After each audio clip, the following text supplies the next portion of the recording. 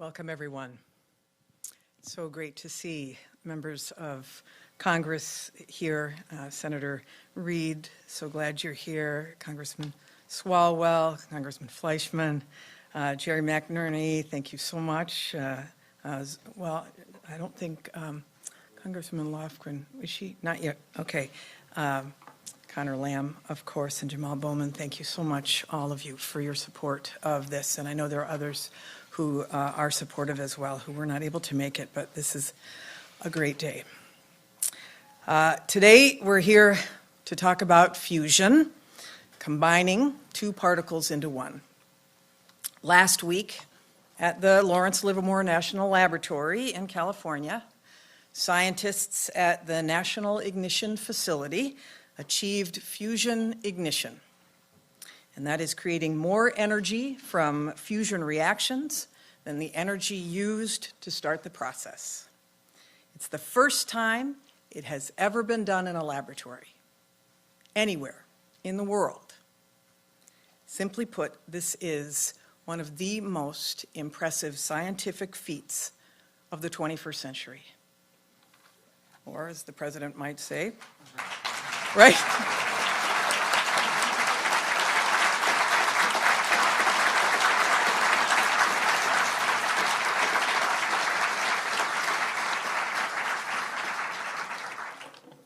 I do think he probably did say this is a BFD.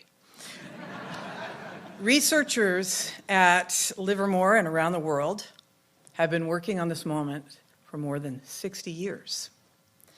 So, what does this accomplishment do? Two things. First, it strengthens our national security because it opens a new realm for maintaining a safe, secure, and effective nuclear deterrent in an age where we do not have nuclear testing. Ignition allows us to replicate, for the first time, certain conditions that are found only in the stars and the sun. And the second thing it does, of course, is that this milestone moves us one significant step closer to the possibility of zero carbon, abundant fusion energy powering our society. If we can advance fusion energy, we could use it to produce clean electricity, transportation fuels, power heavy industry, so much more. It would be like adding a power drill to our toolbox in building this clean energy economy. So today, we tell the world that America has achieved a tremendous scientific breakthrough, one that happened because we invested in our national labs and we invested in fundamental research. And tomorrow, we'll continue to work toward a future that is powered in part by fusion energy. Fortunately, private sector investment in fusion research is already booming. It has reached nearly $3 billion in last year alone, and we've heard from professors that interest among students has never been higher, which is terrific. And that's why the Biden-Harris administration is aiming to capitalize on this moment. Today's announcement is a huge step forward to the president's goal of achieving commercial fusion within a decade. But there's still a lot more to do, so much more.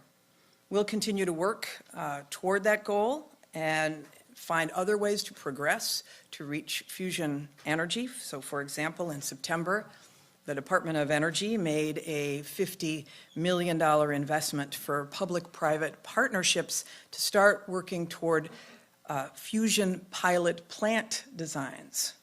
And we're partnering with the Office of Science and Technology Policy to map out the president's bold vision for driving that commercial fusion in the next decade with the highest safety standards, with cost-effective, equitable deployment that positions American businesses to lead and communities to thrive, and with a skilled workforce that's diverse and inclusive. This is what it looks like for America to lead, and we're just getting started. Another big congratulations to Lawrence Livermore National Lab. Their team is here. Where are you, team? There you are. And they'll be, yes.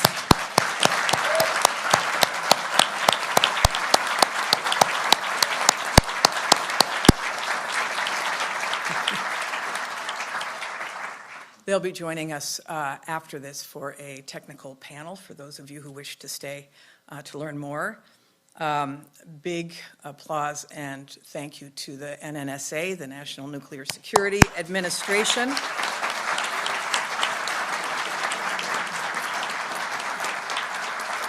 And everybody who has been involved in this fusion breakthrough that will go down in the history books. You're going to hear more about the details of the experiment from Administrator Ruby and Director Budil. But first, I'm going to turn it over to the President's Science Advisor and Director of the OSTP, Dr. Arati Prabhakar. Thank you so much. Thanks, Secretary Granholm. What a pleasure to be invited to come celebrate this amazing moment here at the Department of Energy. It's really a privilege to be here. So when I heard this news, for me, the years fell away, and all of a sudden it was 1978. I was a summer student in the middle of my college years, 19-year-old kid, and I got the chance to go work at Lawrence Livermore National Laboratory. And I showed up. And so you got to picture this. I'm wearing my bell bottoms. I've got long black hair. And I show up, and I'm a 19-year-old kid, and they give me a laser to work on. And I said, this is cool. I like lasers. But what's this laser all about? And they said, we think that if you point enough lasers at a pellet of fuel, we want to see if we can get more energy released from fusion than the amount of energy that the lasers deliver into that pellet. And I said, well, that's cool. And I spent 3 months working on this fun laser, and and after my adventure with the laser that summer in Livermore ended, I went off and did completely unrelated things, but I have always kept an eye out and watched to see what was happening at Livermore as they pursued this idea of ignition, of achieving this kind of controlled fusion reaction for decades. And I went off and didn't do anything more about fusion, but the people I worked with and their successors kept going. And they went through periods of triumph, and they went through tremendous struggles and setbacks. They never lost sight of this goal. And last week, lo and behold, indeed, they shot a bunch of lasers at a pellet of fuel, and more energy was released from that fusion ignition than the energy of the lasers going in. And I just think this is such a tremendous example of what perseverance really can achieve. And I had the great pleasure of meeting the team, whom you'll talk with when you hear the panel in a little while. And they have come from many different parts of the world. They've studied many different fields. Many of them were summer students at Livermore, but decades after I was. So it took not just one generation, but generations of people pursuing this goal. And it's a scientific milestone, scientific energy break-even to achieve this. But of course, as with all of these kinds of complex scientific undertakings, it's also an engineering marvel beyond belief. And this duality of advancing the research, building the complex engineering systems, both sides learning from each other, this is how we do really big, hard things. So this is just a beautiful example. So, I also have been reflecting on how long the journey can be from knowing to doing, because it's a century since we figured out that it was fusion that was going on in our sun and all the other stars. And in that century, it took so many different kinds of advances that ultimately came together to the point that we could replicate that fusion activity in this controllable way in a laboratory. And I think it's just a reminder that sometimes, even when we know something, it's a very long time before we can turn it into something that we can actually harness and start to be able to use. And as the Secretary described, I think it's that prospect now is one step closer in a really exciting way. Okay, so let me just finish by saying I think this is an amazing example of the power of America's research and development enterprise. This is what the Department of Energy works every day to support and to drive. It's what our Office of Science and Technology Policy at the White House focuses on every day, is how do we strengthen and advance this enterprise. And it is an enterprise that President Biden has championed in a way that no one really ever has before. He's submitted a budget for supporting federal R&D that is the biggest ever that we've had in this country. And so I want to take a moment and congratulate the entire Department of Energy with Secretary Granholm's tremendous leadership, the National Nuclear Security Administration here that has championed this effort for so long, Lawrence Livermore National Laboratory, and especially and particularly all the scientists and engineers across many years who got us to this moment. President Biden loves to say that the one word that defines America is possibilities, and this is such a wonderful example of a possibility realized, a scientific milestone achieved, and a road ahead to the possibilities for clean energy and even deeper understanding of the scientific principles that are at play here. So thanks again, congratulations, and all the best from the White House. And now, thank you. Thanks so much. And now it's my privilege to get to introduce Jill Ruby. She is the Undersecretary for Nuclear Security here at the Department of Energy and also the Administrator of NNSA.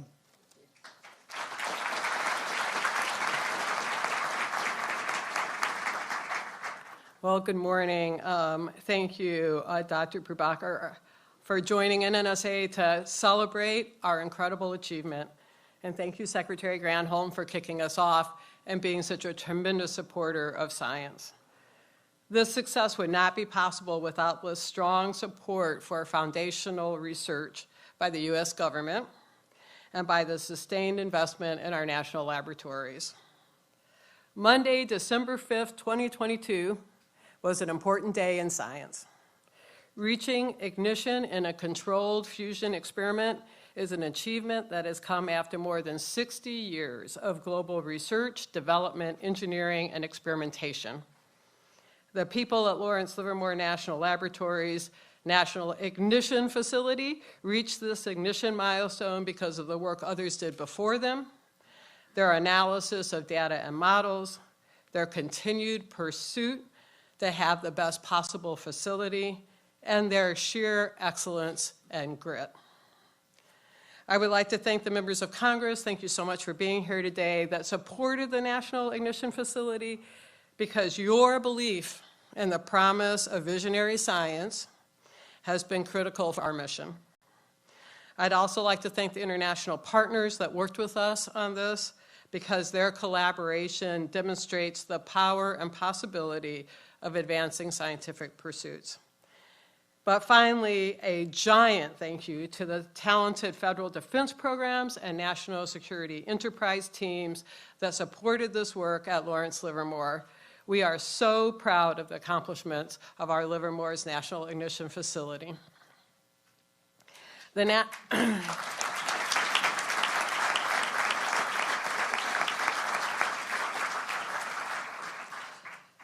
National Ignition Facility is the world's largest and most energetic laser system. During experiments, 192 high-energy lasers converge on a target about the size of a peppercorn, heating a capsule of deuterium and tritium to over 3 million degrees Celsius and briefly simulating the conditions of a star. In achieving ignition, the researchers at Lawrence Livermore have opened a new chapter in NNSA's Science-Based Stockpile Stewardship Program, enabling us to study new regimes. Along with this, we have taken the first tentative steps towards a clean energy source that could revolutionize the world. Earlier this year, I had the opportunity to remember the 30th anniversary of Divider, the last explosives nuclear weapons test conducted by the United States. In reflecting on Divider, I spoke of how far our stockpile stewardship program has come, and in how many ways we now understand our nuclear weapons better than we did when we were testing. Unlocking ignition at NIF will allow us to probe the extreme conditions found at the center of nuclear explosions and address significant, long-standing stewardship questions. The unprecedented nature of reaching ignition confirms what I and previous administrators of the NNSA have been saying for decades. There is no more dedicated or more talented group of scientists in the world, as it should be.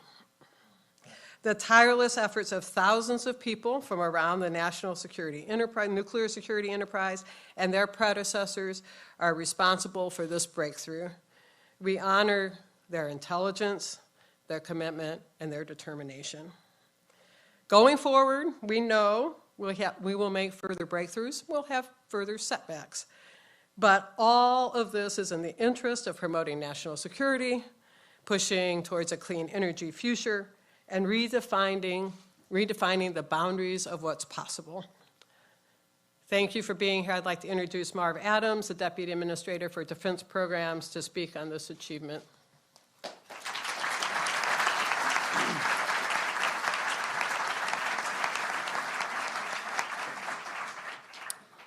Thank you, Administrator Ruby. A paraphrasal of Abraham Lincoln strikes me as fitting here. The world will little note nor long remember what we say here, but it can never forget what they did at the National Ignition Facility. So let's recap. A team at Lawrence Livermore National Lab, National Ignition Facility made the following happen. There's a tiny cylinder here at the end of this that you probably can't see. It's about so tall and this wide. Inside that was a small spherical capsule about half the diameter of a BB. 192 laser beams entered from the two ends of the cylinder and struck the inner wall. They didn't strike the capsule, they struck the inner wall of this cylinder and deposited energy, and that happened in less time than it takes light to move 10 feet. So it's kind of fast. X-rays from the wall impinged on the spherical capsule. Fusion fuel in the capsule got squeezed. Fusion reactions started. This had all happened before, 100 times before. But last week, for the first time, they designed this experiment so that the fusion fuel stayed hot enough, dense enough, and round enough for long enough that it ignited. And it produced more energies than the lasers had deposited. About 2 megajoules in, about 3 megajoules out, a gain of 1.5. The energy production took less time than it takes light to travel 1 inch. Kind of fast. So this is pretty cool. I have a special message to listeners who want to work on exciting, challenging, and important problems. We're hiring.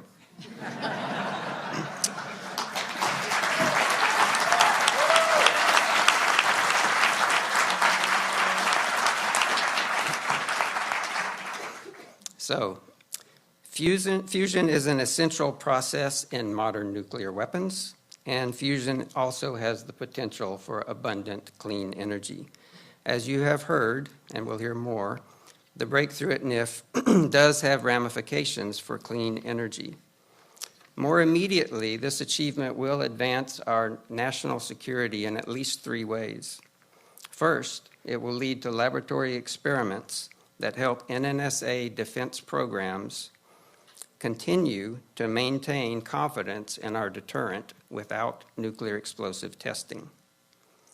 Second, it underpins the credibility of our deterrent by demonstrating world-leading expertise in weapons-relevant technologies.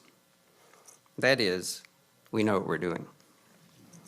Third, continuing to assure our allies that we know what we're doing and continuing to avoid testing will advance our non-proliferation goals, also increasing our national security. The achievement we celebrate today illustrates that big, important accomplishments often take longer and require more effort than originally thought, and that these accomplishments are often more than worth that time and effort. that they took. With that, I would like to welcome my friend and colleague, Dr. Kim Budil, the director of Lawrence Livermore National Laboratory, to speak about her laboratory's achievements.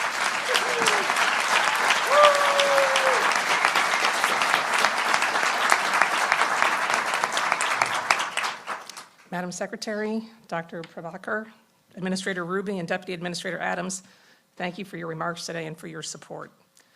This is a historic achievement for the team at Livermore, our collaborators in academia and labs in the U.S. and abroad, our industry partners, the fusion community writ large, and the many supporters and stakeholders in the National Nuclear Security Administration, the Department of Energy, and in Congress, who've ensured we could reach this moment, even when the going was tough. Over the past 60 years, thousands of people have contributed to this endeavor, and it took real vision to get us here.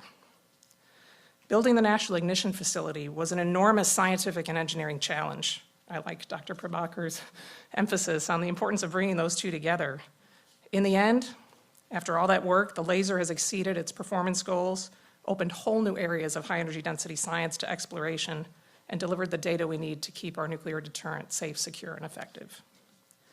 Our pursuit of fusion ignition over the past decade at NIF was an incredibly ambitious technical goal. Many said it was not possible. The laser wasn't energetic enough. The targets would never be precise enough. Our modeling and simulation tools were just not up to the task of this complex physics. Progress has taken time, but last August, when we achieved a then record yield of 1.35 megajoules, putting us at the threshold of ignition, many took notice.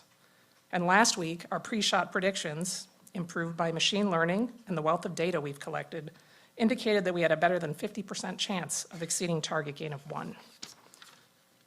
60 years ago, when John Knuckles and his team proposed that lasers could be used to produce fusion ignition in the laboratory, it was beyond audacious. The laser had just been invented and was far from the mature tool we know today. But this is really what national labs are for: tackling the most difficult scientific challenges head-on, learning from the inevitable setbacks, and building toward the next idea. Lawrence Livermore has been at the center of the ICF community across these many decades, and ICF has been a centerpiece of our lab. Indeed, people often say that LLNL stands for lasers, lasers, nothing but lasers. But I think our motto sums up our approach nicely: science and technology on a mission. This achievement opens up new scientific realms for us to explore and advances our capabilities for our national security missions. It demonstrates the power of U.S. leadership in science and technology and shows what we're capable of as a nation. And as the Secretary mentioned, breakthroughs like this one have generated tremendous excitement in the fusion community and a great deal of private sector investment in fusion energy. But this is only possible due to the long-term commitment of public investment in fusion science.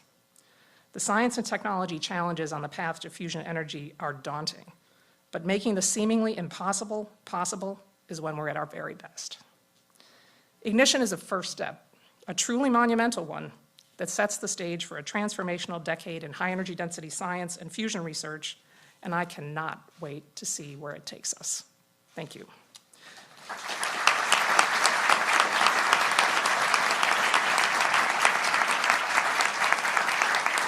And I will hand the podium back to Secretary Granholm. Great, thanks. We will open up for a few minutes of questions, and I think that our public affairs team, Chad, is going to be navigating that, and of course we have the experts. And just here. give your name and your outlet, please. We're taking questions on this topic. Thank you. Yeah, hi, thanks. Ari Natter from Bloomberg News. I'm curious how long you think it'll be until we see commercialization of this technology, and also as a follow-up, if this happened on last Monday, why are we just hearing about it now? Thank you. It's going to take a while before we see this commercialized. I don't know if you want to say a word about that. Sure. Yes, there are very significant hurdles, not just in the science, but in technology. This is one igniting capsule, one time. And to realize commercial fusion energy, you have to do many things. You have to be able to produce many, many fusion ignition events per minute. And you have to have a robust system of drivers to enable that. So, probably decades. Not 6 decades, I don't think. I think not 5 decades, which is what we used to say. I think it's moving into the foreground and probably, with concerted effort and investment, a few decades of research on the underlying technologies could put us in a position to build a power plant. On the question of what we've been doing for the last week, the team has been hard at work analyzing data. It turns out that when you ignite one of these capsules, it's unambiguous that something big happened. You make a lot of neutrons, but the data is not trivial to analyze, and the team invited all of their team members who understand the individual diagnostics to come in and work together to look at all the data to make sure we had the numbers right. And we brought in an external team of experts to do a peer review before we were ready to release the numbers. It's really important that we tell you the facts and that we get them right before we go public. So that's what we've been doing for a week. So You should probably stay there.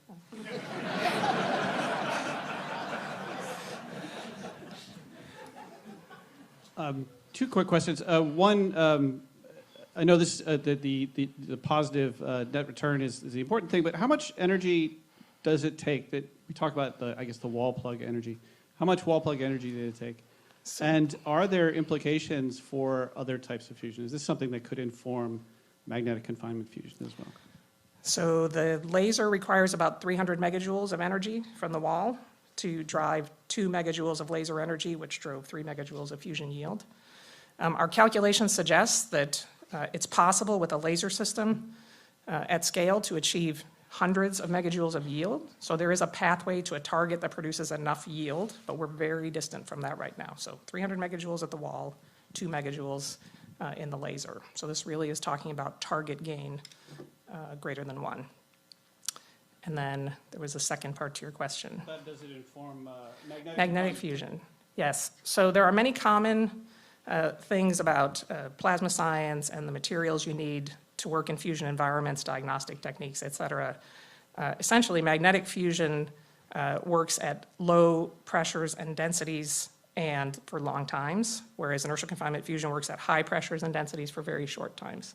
So there are some similarities in the underlying physics, but the fundamental concepts are quite different.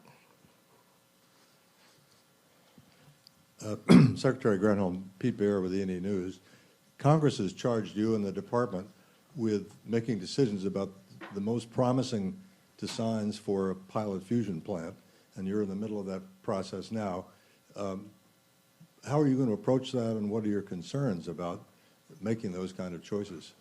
Well, clearly, the folks who will be evaluating are the professionals in this, who are the scientists who do this work. And they will, like they do with all of these funding opportunity announcements, do a whole peer review process of each of the applications to determine which ones are most likely to be successful given the challenges. There's no parameters on whether these are magnetic confinement plants or laser confinement plants.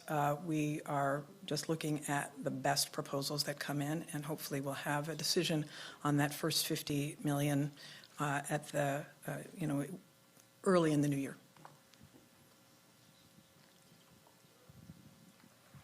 Hey there, Secretary. Gary Grumbach from NBC News here. There's questions about the ability to scale here, and that was touched on a little bit as it relates to power plants, et cetera. But can you talk about the ability to scale and who should be in charge of that scaling? Private, government, both? Well, clearly, we want the private sector, and we need the private sector to get in the game. It's really important that there has been this incredible amount of U.S. public dollars going into this breakthrough. But all of the steps that we'll take that will be necessary to get this to commercial level will still require public research and private research. We know that there's been a huge interest among the private funding community, startups, et cetera, and we encourage that. The president has a decadal vision to get to a commercial fusion reactor within, obviously 10 years. So we've got to get to work, and this shows that it can be done, which has been a question. Can you get there? This demonstrates it can be done. That threshold being crossed allows them to start working on better lasers, more efficient lasers, on better containment capsules, et cetera. the things that are necessary to allow it to be modularized and taken to commercial scale.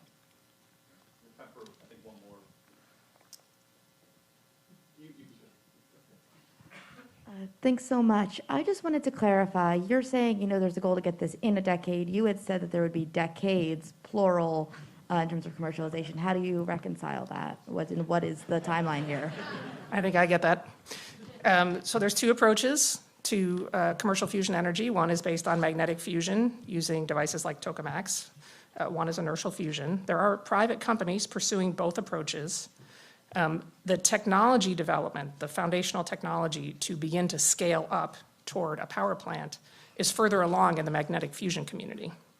And it's building more directly off the work that's been done in recent decades at facilities like JET in the United Kingdom, at the Princeton Plasma Physics Lab, at MIT, to build the foundational technologies up for magnetic fusion energy.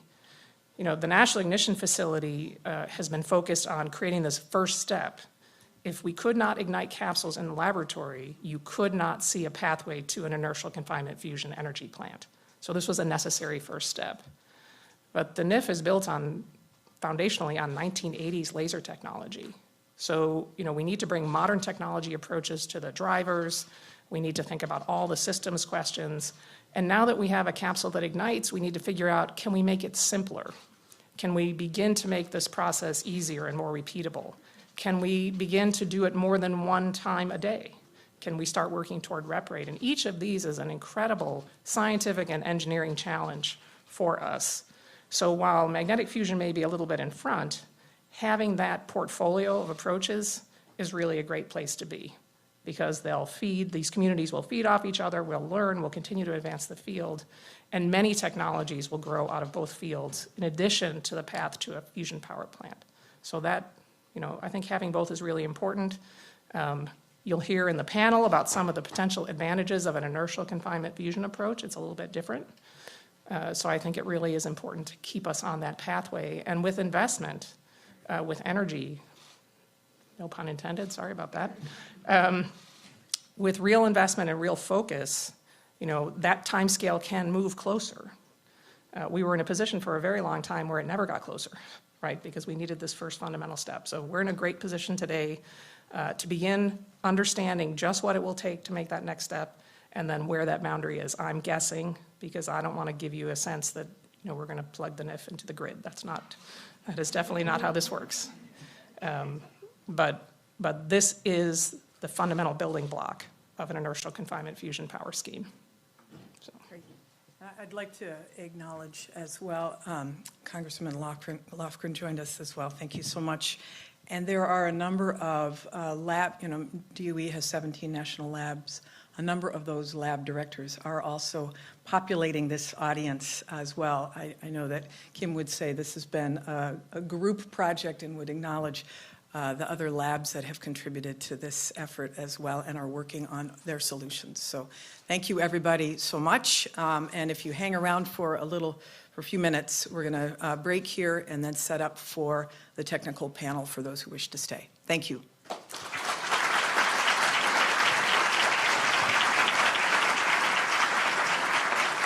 The technical panel will begin in approximately 10 minutes.